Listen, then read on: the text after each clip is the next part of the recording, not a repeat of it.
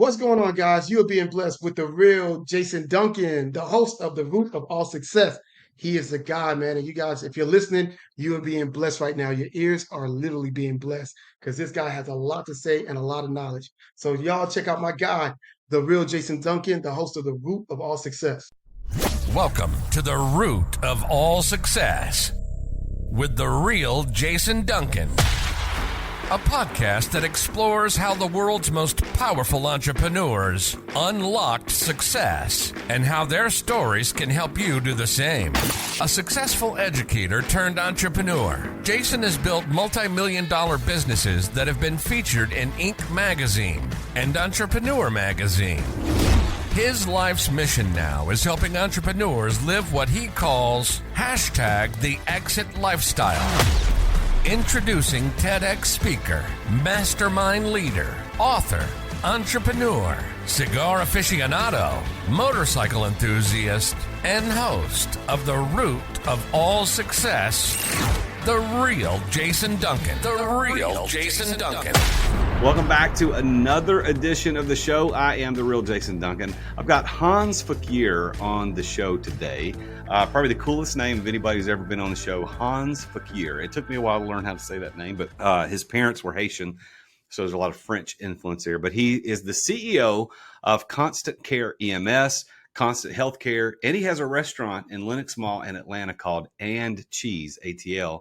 And this guy, really interesting story that we talked about today because he bills himself as the healthcare CEO. He spent a lot of time in Miami doing mortgages. He spent time doing club promotions at reggae clubs.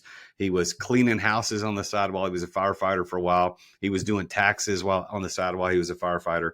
And then when he got sick of all of that and he said, look, I got to go do my own thing. This guy went into the healthcare business without a healthcare degree. He said he's going to talk about on the show how he dropped out of community college, doesn't have any degree whatsoever, and now doctors work for him. How cool is that? So he owns an ambulance company.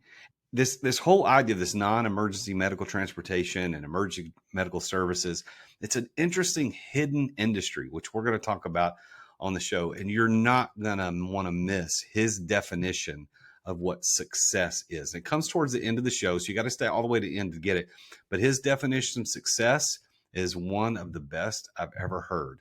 You don't want to miss this. So please help me welcome Hanz Fequiere to the root of all success. Hanz, welcome to the show, my man. Thank you, my guy. Cigars, we got to talk about that too on that intro. Yeah, well, I love a good cigar. Are you into those as well? I'm getting into them, yeah, definitely. Well, my favorite, I talked about this actually with the last guest on my show. He asked the same question, and my favorite is called the Sans Pareil. And since you have a French last name, that's Sans Pareil means without equal. I think is what that means in French. And it is absolutely my favorite cigar in the world. It's gorgeous. I love it. Everything about it's good. I don't smoke them a lot because they're very expensive, but I enjoy them when I do. Nice. I'm going to have to try that. So if you come to Nashville, I know you're not far away. When you come to Nashville, we're going to have to sit down. There's a club here I'm a part of called the Standard Club. And it's one of the top cigar bars in the country. We can go hang out, have a cigar, and talk business. Let's do it. Well, so Hanz Fequiere, it took me a long time to figure out how to say your name, but I'm glad I say it right. I know people probably butchered the hell out of that name. I hated that name growing up. Yeah, definitely. But yeah, love it. But now you're like, now you embrace it. It's who you are. Well, the reason you're on this show today, The Root of All Success, is because I was driving. I forget where I was going, but I was on a trip and I was listening to podcasts on YouTube, which I like to do. I like to listen to podcasts on YouTube. And you were on the Social Proof podcast with David. What's David's last name? Shanz. Okay, David Shanz, the Social Proof podcast was really good. Everybody should go check that out. And you were talking about the NEMT business, not the non-emergency medical transport business. That was that's what caught my eye because I'm in the process of potentially acquiring an NEMT business. I want to ask you some questions, but I can't give a whole lot away because of the NDA stuff. But I do want to ask some questions about it. But I thought this guy's got a great story. He needs to come on my show, and then of course too, I can probably benefit a little bit by asking him some questions. So that's why you're here, man. So let's go back to the beginning. How did little Hanz, get started as an entrepreneur? You know what? I was, man, 7 years old, I had a paper route. At 14, I worked at Burger King while I was in middle school. You know, they had the work program. You could work 2 hours a day.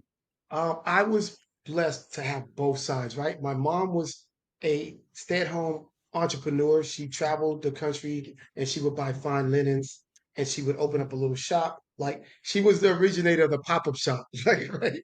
And then she would have like pop-up shops or flea markets and she would sell all her linens. And then my dad was a respiratory therapist for 30 years. So I was privileged enough to see both sides, right? And I always gravitated more towards my dad's work ethics, but my mom's freedom. And I think that just That's stayed with me. interesting. Yeah. That's really interesting. So mom had the work ethic. No, my dad had the I work mean, ethic. had the freedom, and your dad had the work ethic. So dad, respiratory therapist, doing hard work, but working for the man. Your mom is also doing hard work, but not working for the man, working for herself.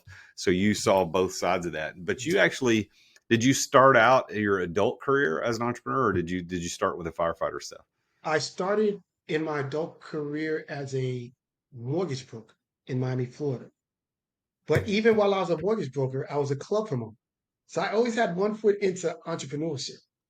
So before, I don't know how old you are, but before the Instagram, I was that guy when you come out the club and I'm passing out flyers.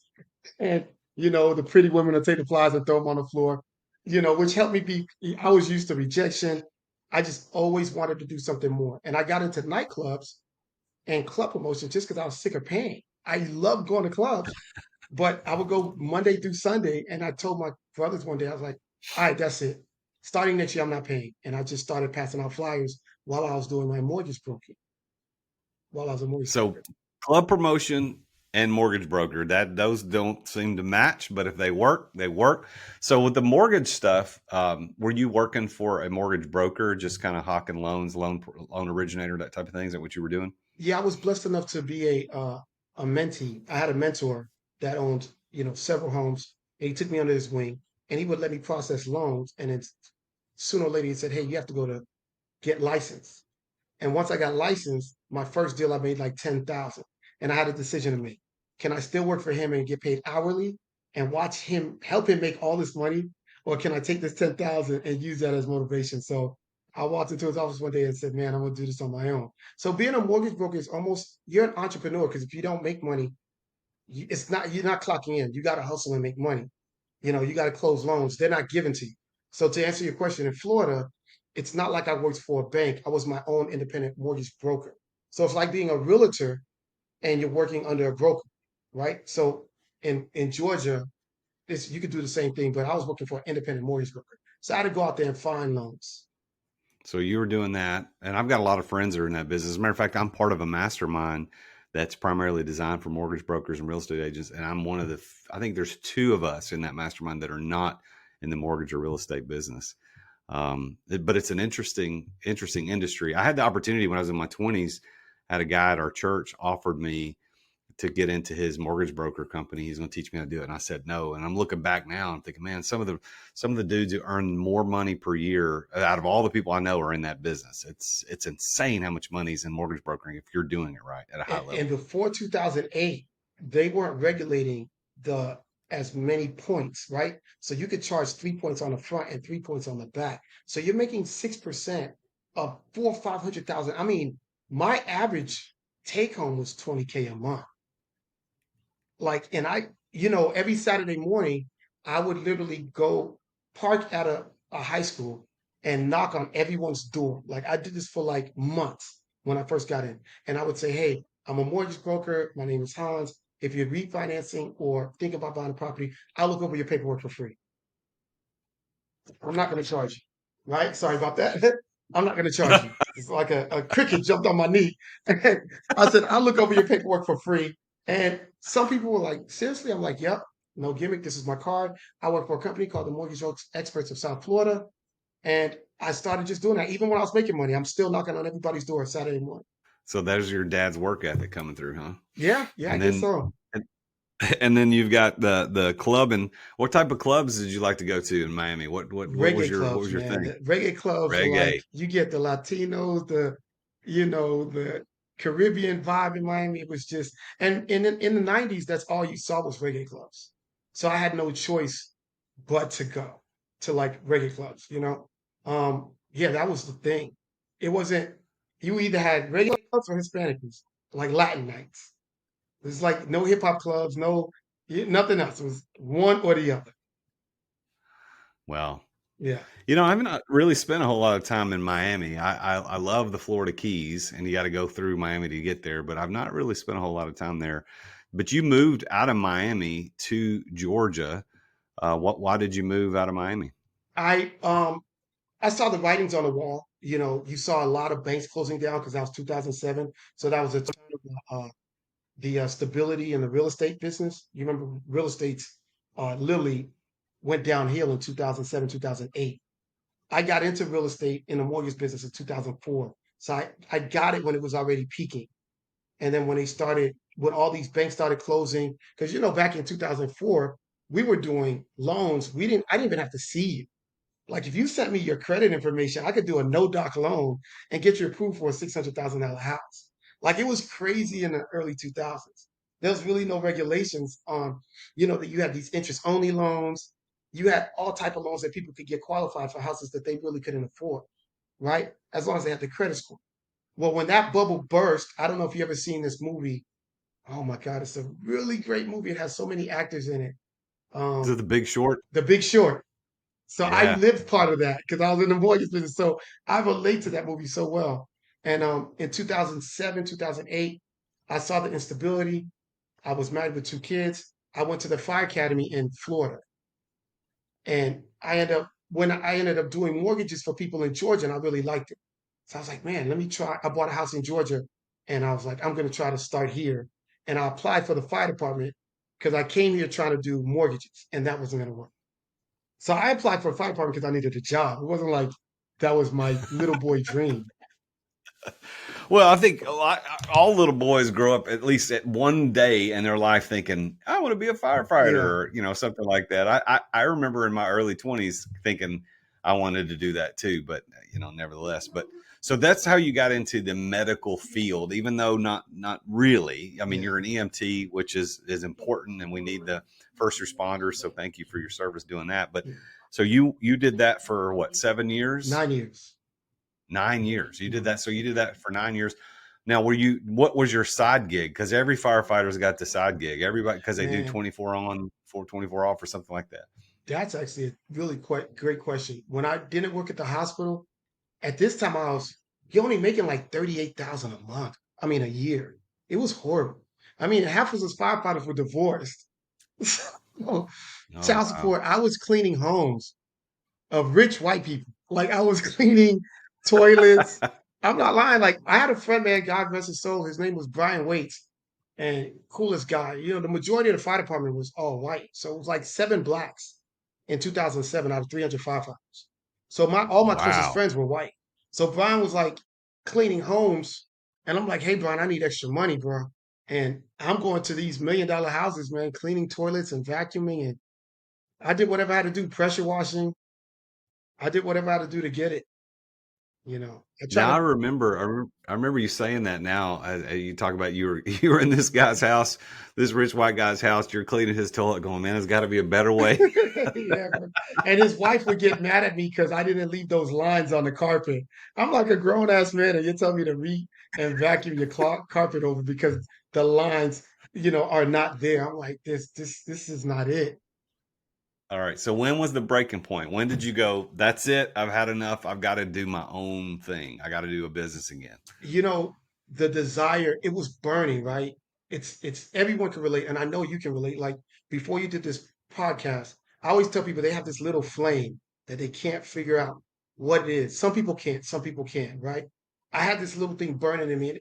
I think getting my paycheck was a pain. It was like a punch in my gut, right? Somebody telling you this is what you're worth. $1,300 every 2 weeks. I'm giving you guys 80 hours, right?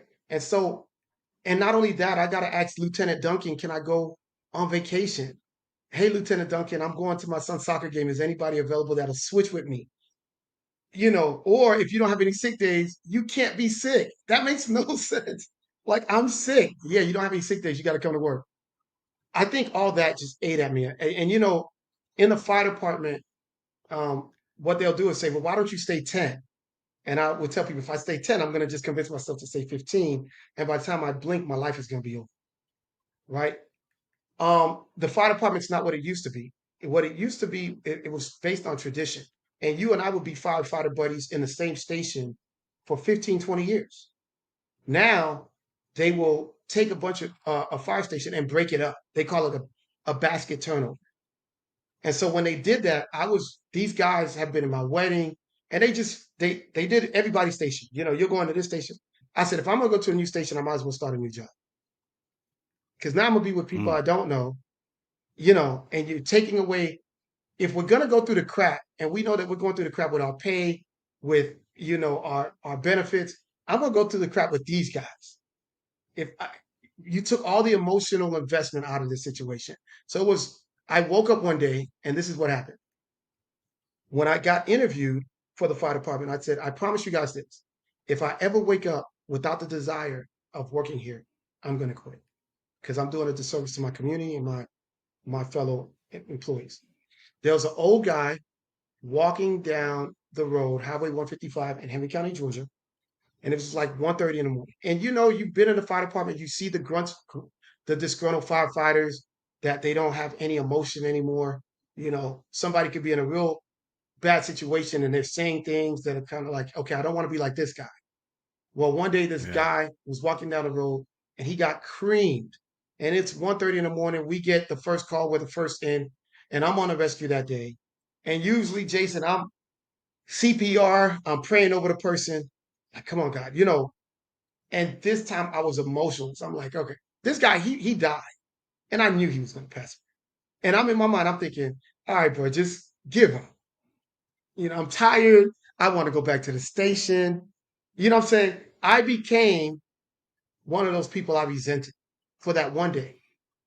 The very next morning, I woke up and gave my lieutenant my 2 weeks notice. Wow. What did he say? He said, why? And I said, I'm not happy, and I'm not giving you guys 100% no more. I said, that patient deserved the best of me. And if I feel like I didn't give him, I did everything I was supposed to do, but I feel like I'm always trying to go above and beyond. It's somebody's life. That's somebody's grandfather, somebody, you know what I mean? And just to want to go back to the station because I want to get rest was just that was just a bad feeling. And I was like, I can't do this. And I didn't even know where I was going to work. I gave him my 2 weeks. He was like, you're doing really good. And at that point, me and him wasn't really getting along, but we started getting along great. And he's like, but things are starting to flow. I was like, yeah, but I'm cheating because I don't desire coming here. And I'm not going to be one of these guys 30 years from now, talking negative stuff to the rookies.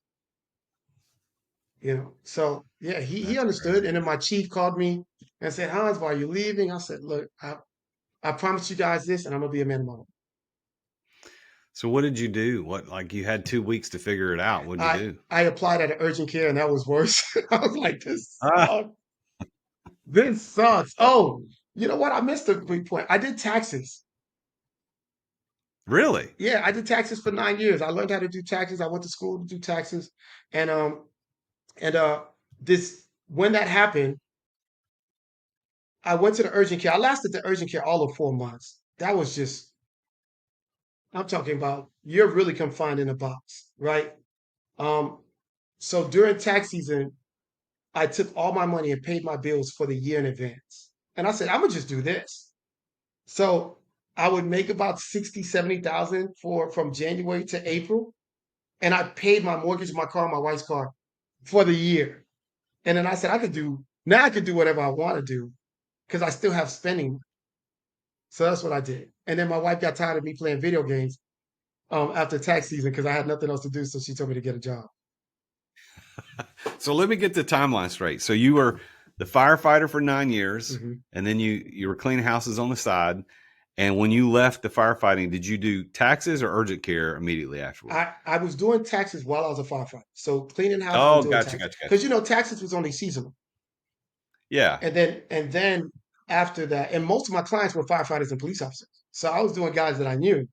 And I probably had about 200 clients. So after that, I did the urgent care thing. Oh, okay. So urgent care sucked. You didn't like that. What'd you Yeah. do next? I just did the taxes. I just did taxes. That's it. That's it. So when did the ambulance thing become like that? Because this is why we're talking. Because you've built the healthcare CEO as a brand. Hmm. You have a very successful ambulance company that's making a lot of money. It's doing really good things. You're expanding. You're doing training courses and coaching programs for people that want to open up ambulance companies. When did that become a possibility to you to get into that business? 2015, I left the fire department. 2016, after tax season, I was home, and my wife at the time said, what are you gonna be doing? You're gonna sit home? I was on Facebook. I saw one of my tax clients. She had an EMT shirt.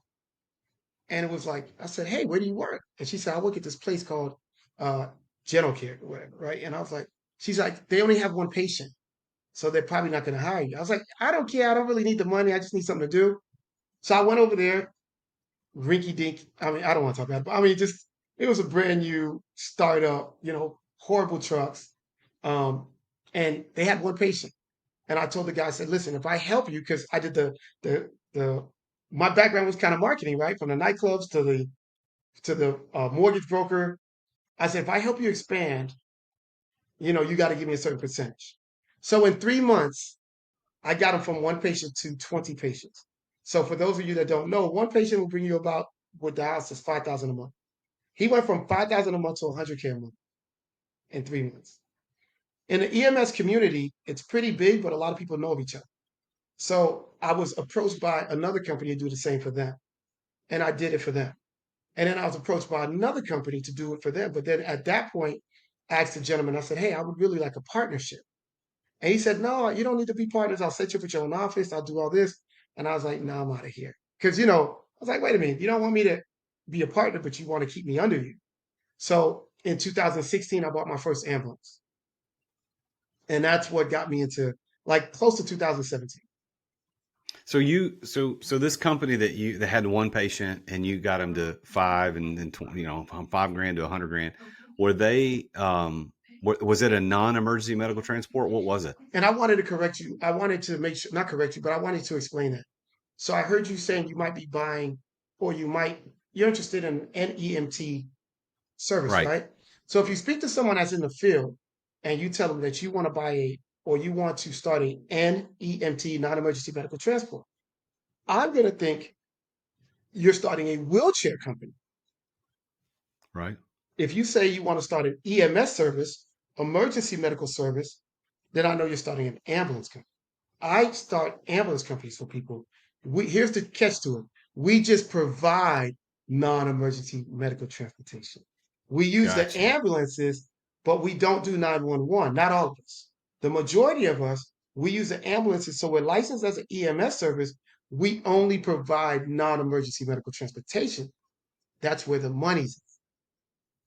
So I will take your mom to Interesting. dialysis or whoever, hospice, wound care, behavioral care. You'll see our trucks at like sporting events, concerts, but you will not see a wheelchair van that does non-emergency medical transportation. We have stretchers. We have everything that you see in my ambulance, you'll see in a ambulance that's with a fire department or a hospital. But I'm So you've not got, chasing 911. yeah. So there are ambulance services that are contracted with the county or facilities to receive 911 emergency calls. And then there are ambulance services like what you own, which can do emergency calls, but you don't. You have the same technicians and service providers on the truck and all the equipment, but your job is to do mostly transportation and to be on site at facilities or events, right? That's what I solicit. That's what I go after. Now, Gotcha. like during COVID, the county would call us and say, hey, can you back up the fire department because they're short? Because we're licensed the same exact way that the county's licensed, the county ambulances. Interesting. Okay. Well, see, and I did not know that. Actually, the podcast that I listened to you on, the title of the show was something a lot about NEMT. It specifically, explicitly said NEMT, which is why I listened to it to begin with, because I'd never heard of the business. I mean, I only know about the whole industry because I'm looking at brokers. Brokers are sending me opportunities, think businesses to buy. And that was one I thought, well, this is interesting. What does that mean? Are they driving around the ambulances like what you do, Hmm. or are they in these wheelchair vans? And that actually is what the one I'm looking at is. Yeah, They only do insurance broker work. So insurance company pays them to go pick up grandma and take her to dialysis or take her to, wound care, whatever and it that's is. what I They do. they don't. Yeah, that's That's what I it. do. I just But you get do it paid. in ambulances. Yeah, I get paid to take people to dialysis, wound care, and the insurance pays us. Medicare, Medicaid, Blue Cross, we take private insurance, private pay. Yeah. The only difference between So what I do and what everybody else does, or what wheelchair people do, is my guys can't typically go in a wheelchair. So they need stretcher. And they need a doctor to say, hey, this person needs stretcher transportation. There's more money in that than there is in wheelchair. Gotcha. Do you so you got into this business because you just needed to do something. So you went and hustled. You went back to your old door knocking ways, and you Hmm. figured out how to hustle up some business for this guy to take him from $5,000 a month to $100,000 a month in income. Now, in that business, the margins are pretty high because it's just there's no cost of goods. You've just got the labor that you got to pay for, and you got to do maintenance and gasoline on the vehicles. Hmm. Is that right? Yeah, the margins can be, it varies depending on the economy, right? So if gas prices go up, of course, that eats up on your margin. If Medicare drops their rates as far as what they pay, that can eat your margins. The cost of living can affect your payroll. A lot of things can eat up your margins if your employees demand like insurance and you want to slow down employee turnover. So you might want to provide health insurance for them. There's ways, yeah, it can vary depending on really what's your overall, I guess, I don't want to say goal, but your financial philosophy and what you want to accomplish, right? And then your margin might be big, but that might not be big to me, right? So it can vary depending on owners because there's different ways you can tip the scale either right or left. So this business, this whole industry of emergency medical transport, I mean, it's a hidden industry as far as I'm concerned. The only thing any of us see in the public eye is an ambulance with its lights on going down, and we just assume they responded to a 911 call. Like that's all. That's what I've assumed for my whole life. So if there's an ambulance going down the road, they're going to a wreck, from a wreck, they're going to a hospital. They're that's all that is. But there's a hidden industry behind all that for people to be taken back and forth to the hospital and for doctor visits. Listen, Jason, I know you're in investment groups, right? I guarantee you, if you tell your investment groups, no, I own an ambulance company, they're going to say, what do you do? Like, that's exactly what you're saying. It's that hidden. So every time I go somewhere, the general consensus, I didn't know you can do that. I was literally at the Arizona um, Phoenix, Arizona, Phoenix Suns game last week, sitting courtside right next to the owner. And my friend, he's a doctor. He's starting an ambulance company in Arizona. He's like, hey, that's the owner. I'm like, the owner of the Phoenix Suns. And he's like, he Googled. I'm like, oh, awesome. So during halftime, I say, I'm going to go talk to him. He goes, I knew you were, right? And I go, I never shook a billionaire's hand before. So I'm just going to do it off of that. So he's walking up and I'm behind him and I tap him on the shoulder and I go, hey, I heard you were the man to talk to. And he's like, oh, is that so? And I go, yeah, my name's Hanz Fequiere, da, da, da. And we just start small talk. And he goes, what do you do? I said, I own an ambulance company. He goes, you do what? Now, this is a billionaire. Has you do what? I said, I own an ambulance company. I didn't know you could do that. I'm like, yeah, I'm here starting one for my friend. And he goes, who's your friend? I go, the guy. He's a doctor. He's like, where are you sitting? I said, we're sitting right behind you. And so after that, he comes after halftime and says what's up to us. And now there's this rapport. But I think the astonishing thing was I hit him with something so different that his eyes, he gave me that same look that the guy making middle class gave me, or the guy, he gave me that look like, what do you do? So I knew I piqued that interest that I get with everybody. You set So yourself so different. It's a different conversation. so you bought your first ambulance for your own company. What's the name of that company?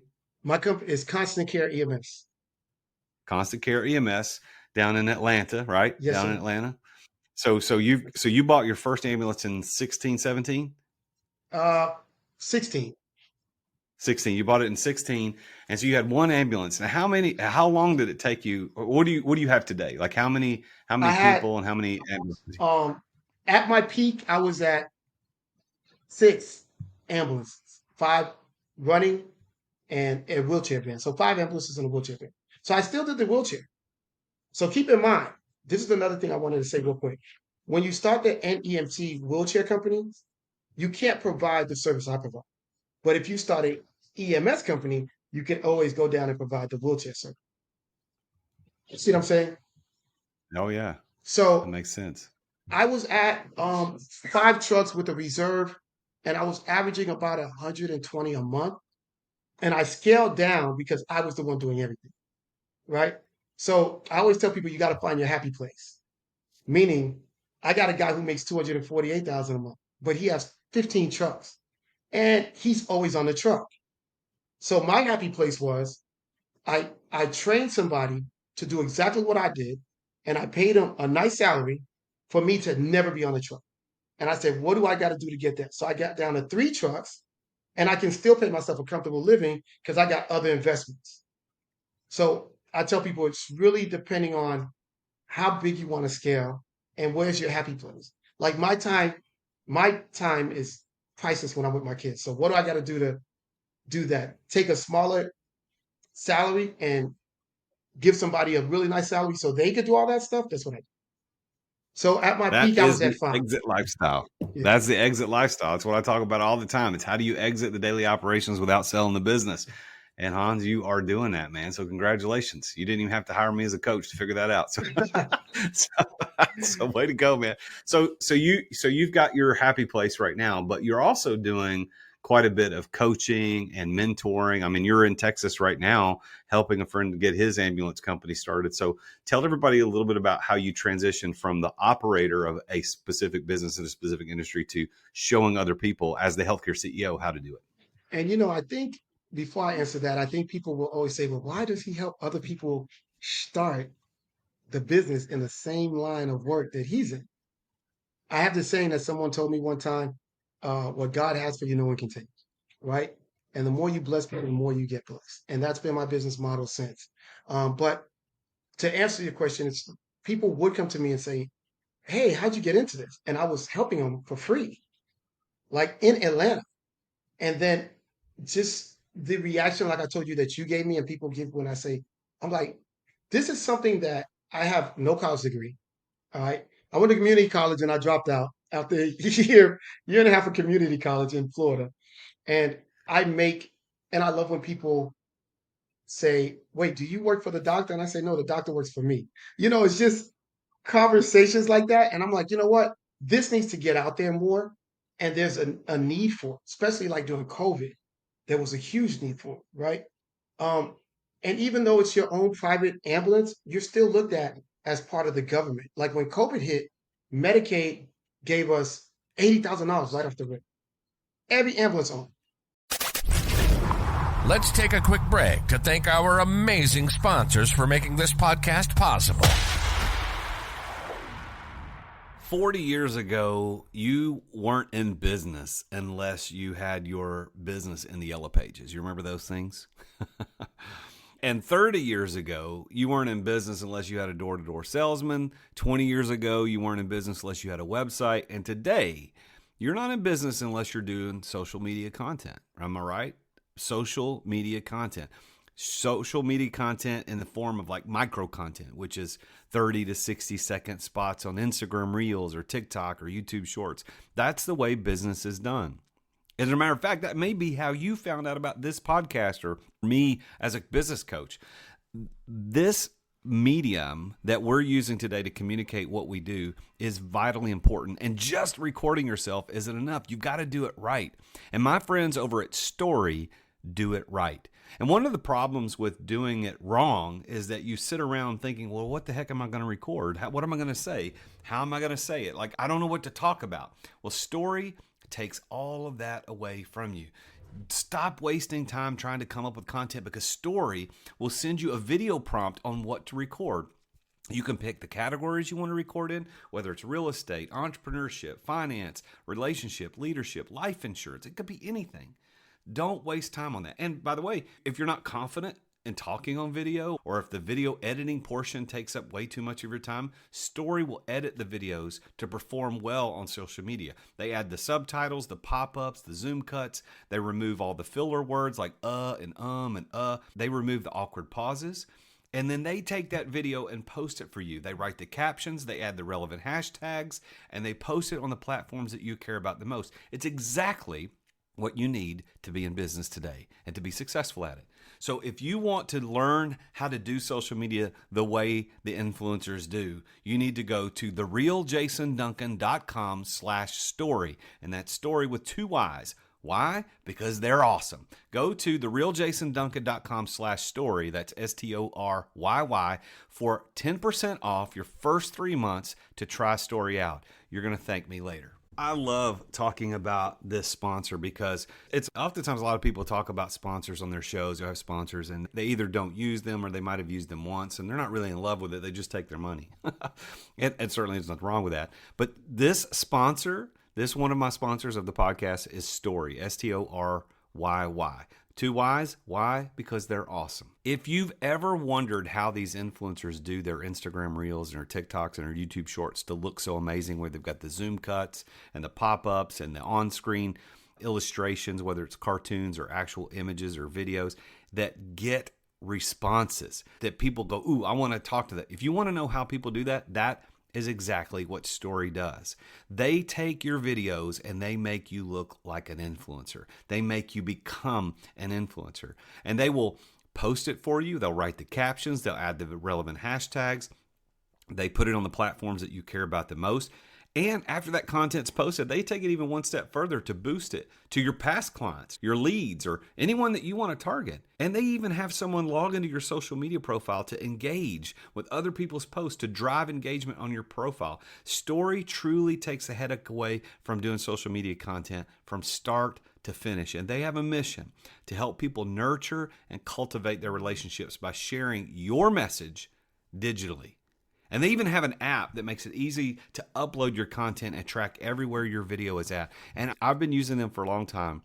And I told them, I said, look, guys, I love what you're doing. I want to recommend you to everybody. You need to be a sponsor of my podcast.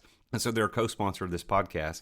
And they're also the exclusive sponsor of my live webinar series, Entrepreneur Master Series, because they're that good. I tell everybody about them. So go to therealjasonduncan.com/story to learn more. And that's therealjasonduncan.com/story, STORYY. Why are there 2 Y's? Because they're awesome. You'll get 10% off your first 3 months if you go to that link, therealjasonduncan.com/story. Thanks for listening to our sponsors. Now, back to the show. Got an $80,000 deposit just to make sure we can keep running. So, I'm sorry. Wow. What do you need? This? The bag. No. Oh, the bag. I'm sorry. That's all right. And so, and then 3 months later, they gave us another $75,000 deposit. We didn't have to pay it back. So you're still looked at as an important part of, the government and how you can help. So it's like, I think every time I get the response that I get, it makes me want to tell more people about it. Like I said, I was in Arizona and I went to a track meet while I was there and someone recognized me and said, "You're that ambulance guy in Arizona, Jason. Like, what are the chances, I'm getting noticed in Arizona? I only got 9,000 followers, bro. I didn't think I had that kind of reach.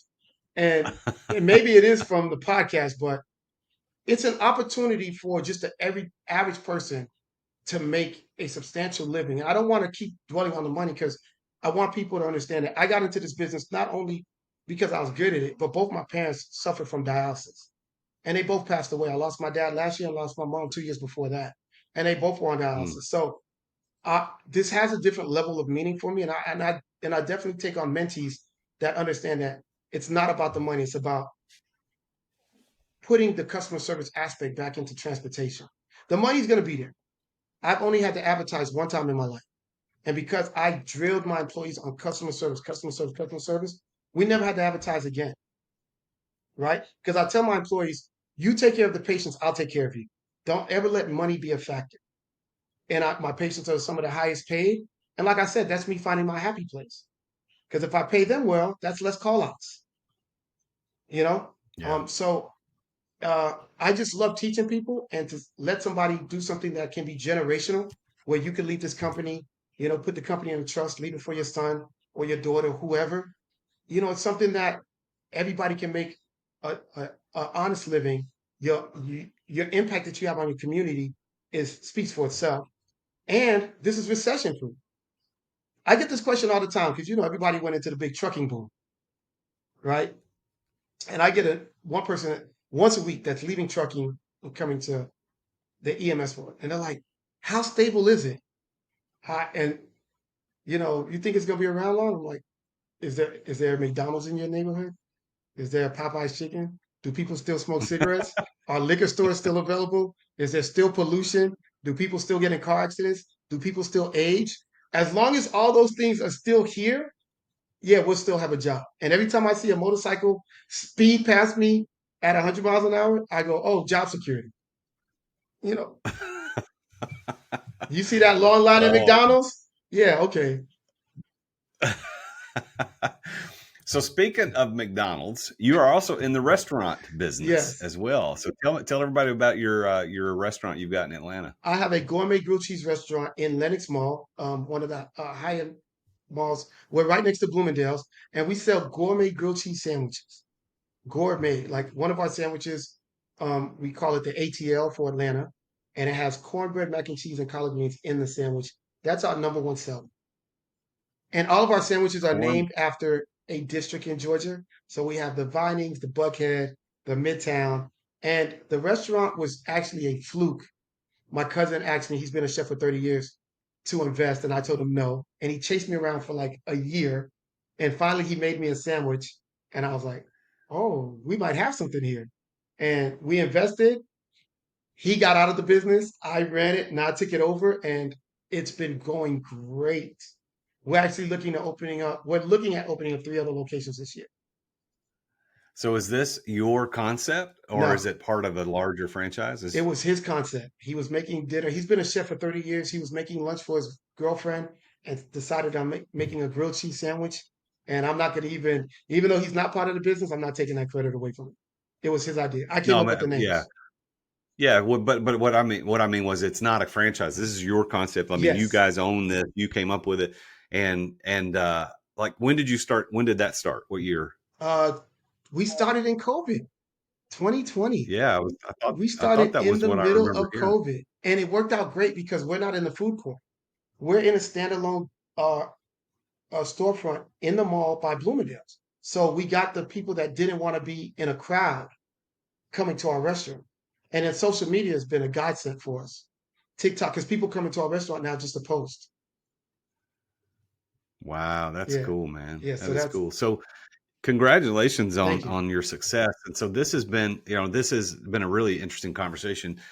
As the root of all success, the name of the podcast is. What do you, Hans? What do you define that word success as? Time. If I'm successful, that means I have all the time in the world to do the things I want. I heard Wow. this quote: rich people work to buy more time, like to spend more time with their family, and poor people work to pay bills. So everything I'm doing, the restaurant, everything, is because I have an exit plan. And at 20, 30 mil, I ain't done. You will not see me on social media. I'll probably do consulting for free, but I'll be able to watch my kids grow up. I got 2 girls in college.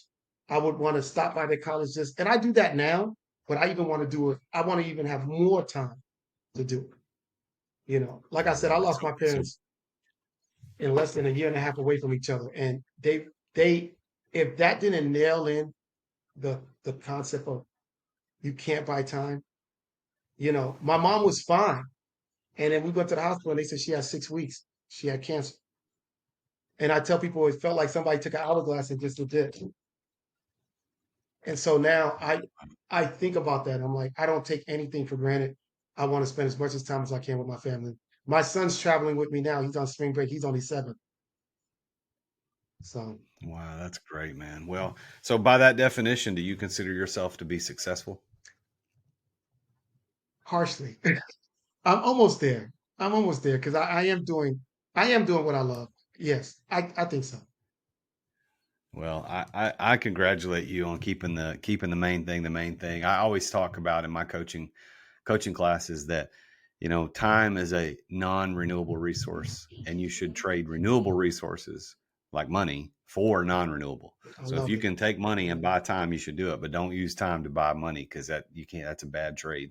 Because time's free. Think about that, man. Time is free. Everybody gets the same amount. We got to use it and make the best of it. So Amen. I'm really, really glad, Hans, that you said that. I want you to, as we kind of close the show down, I want you to think about the best piece of advice that you have received or you would like to give entrepreneurs listening to this show. What's that one piece of advice in all your years' experience as an entrepreneur in the healthcare space and the restaurant space? What's that one piece of advice that you'd say, do this? Take criticism. Take take a survey of the people around you, right? And always and the reason I say that is a lot of people don't want criticism. I want it. I welcome it because it helps me become a better person than I was yesterday, right? I want growth. So I welcome criticism. And I think a lot of entrepreneurs do not want to hear what's wrong with their product or their services. I welcome that. I don't want people to just say everything's good. And so one of the things I actually told this to a mentee yesterday because she's having issues with some of her clients. I said, find out what their thoughts are. Take a survey and ask them, what do they think about the service? What do they think about you? Da da da da.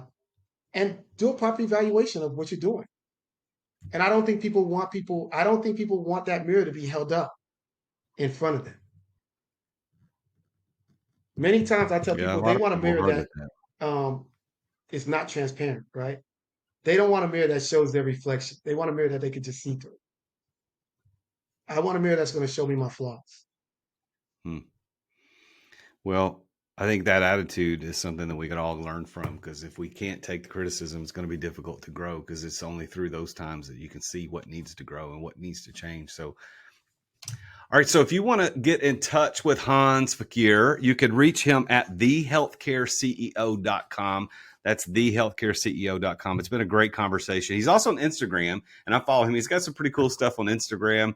And you can follow him at the healthcare CEO _. So at the healthcare CEO _. And he's also on Facebook at the healthcare CEO. And he's offering something. He's got this ambulance masterclass. So if you're interested, like me, in getting into this business, perhaps, he's got this ambulance masterclass. And if you, as a listener to the show, go check it out, we've got a link in the show notes that gets you 10% off the ambulance masterclass. So you can go check that out. Hans, you want to tell anybody just a little bit about what the ambulance masterclass does? Yeah, definitely. It teaches you how to start an ambulance company from A to Z, from picking out a company name to starting your LLC, your EIN, to all the rules and regs for the particular state that you're in.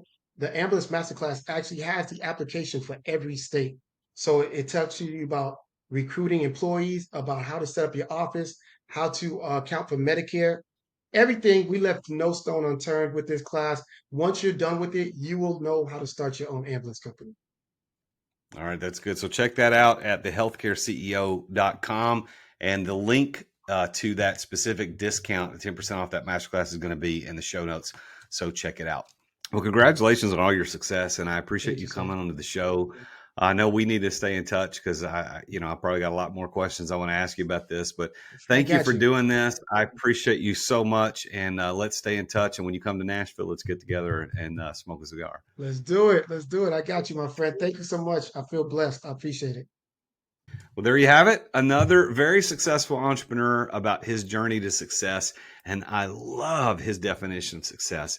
Very simple. He said, it's time. At the end of life, when you're looking back over everything that you've experienced as an entrepreneur, as a human, the thing you're going to want more than anything else is time. Time is free, and yet it is the most valuable asset that we could ever have. And if you are truly successful, you have time. One of the things that I've got 3 major overarching life goals. And that first one is that I will have complete freedom over my time, energy, and money. And time was the first thing I listed, because I don't want anybody to tell me when or where I have to be at a certain time. I want to be in charge of that. I want to be able to choose that. So if you want to find the root of success, you need to be aiming at time. And if you can write a check to get time, you should do it. I want to promote my book here, the Exit Without Exiting book. It's an international bestseller in several categories. You can pick this up at therealjasonduncan.com/book. This Exit Without Exiting book is the story of 3 entrepreneurs and how they were able to exit their business, some more successfully than others. But really, the bottom line here is that it's about how to exit your business without selling it and begin living the exit lifestyle sooner than you ever thought possible. And you heard us talking about on the show, Hanz is living the exit lifestyle to a large degree. He gets to travel. He gets to go where he wants. He's picking his kids up from school. He's spending time with his kids. That is what's important. The exit lifestyle, all in the book, Exit Without Exiting. You can pick up your copy. It's only $15.99 at therealjasonduncan.com/book. Thank you for listening. Thank you for tuning in. And I look forward to seeing you next time when I talk with yet another very successful entrepreneur about his or her journey to success. Until then, I am, as always, the real Jason Duncan, and Jesus is King. Attention business owners. Attention business owners. Feeling burnout from running your business? Uncertain if you're nearing burnout? Take our free 10-question business burnout test at businessburnouttest.com to discover where you stand. With just 10 quick questions, you'll learn how to immediately begin making changes to regain freedom and success. Cut your daily operations time in half. Improve your quality of life and prepare your business for your future exit without losing revenue or profit. Visit businessburnouttest.com now and take the test. Thank you for listening to another edition of The Root of All Success with the real Jason Duncan. If you've enjoyed this week's episode, visit therootofallsuccess.com to access the show notes and other helpful resources. Follow Jason on social media at The Real Jason Duncan. See you again next time here on The Root of All Success. This podcast is a part of the C-Suite Radio Network. For more top business podcasts, visit c-suiteradio.com.